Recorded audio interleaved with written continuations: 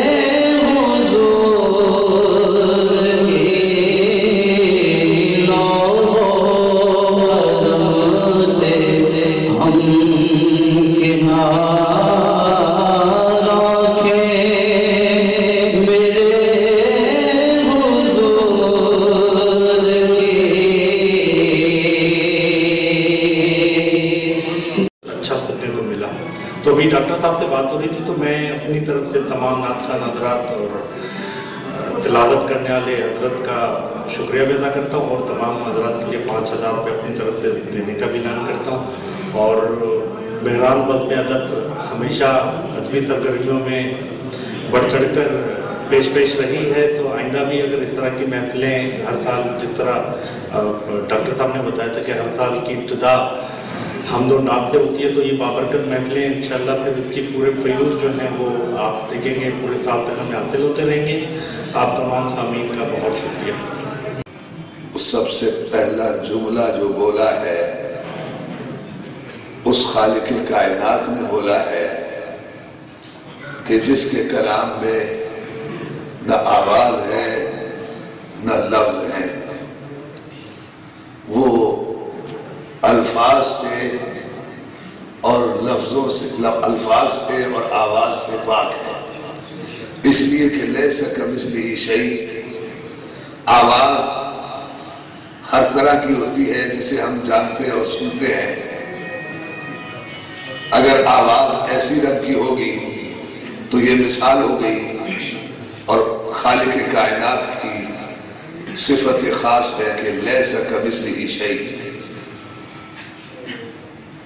وہ کلام اس کے محبوب تک پہنچا اور اس کے محبوب نے ہمیں بتایا اس کائنات کے وجود میں آتے ہی جو پہلا کلام ہوا وہ اللہ رب العالمین نے فرمایا الست بربکم، کیا میں تمہارا رب نہیں ہوں؟ کیا میں تمہارا رب نہیں ہوں؟ یہ وہ جملہ ہے جو کائنات میں سب سے پہلے بولا گیا۔ ہم نے سب نے بولا قالوا بلا، ہاں اے اللہ تو ہمارا رب ہے۔ یہی ادب ہے کہ بات کو سمجھنا اور سمجھانا، بات کو سلیقے سے کرنا، اسی کا نام ادب ہے۔ اور جو سال کی ابتدا بزم ادب نے محفل ذکر مصطفیٰ اور ذکر خدا سے کی ہے، تو یہ کوئی اچنبے کی بات نہیں ہے، یہ ہم سب کی ذمہ داری ہے کہ معاشرے میں عروج و زوال آتے ہیں، فطری طور پر تبدیلیاں آتی ہیں، اور جہاں کچھ خال ہو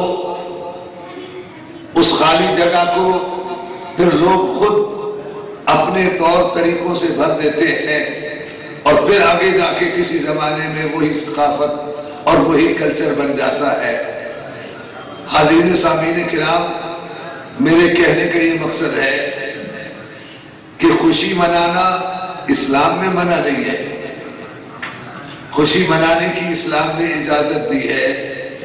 اللہ رب العالمین خود قرآن کریم میں ارشاد فرماتا ہے قل بفضل اللہ وبرحمتہ فبذلک فلیفرحوا، جب تم پر اللہ کا فضل ہو، اس کی رحمت ملے، تو تم اس پر اپنی خوشی کا اظہار کرو۔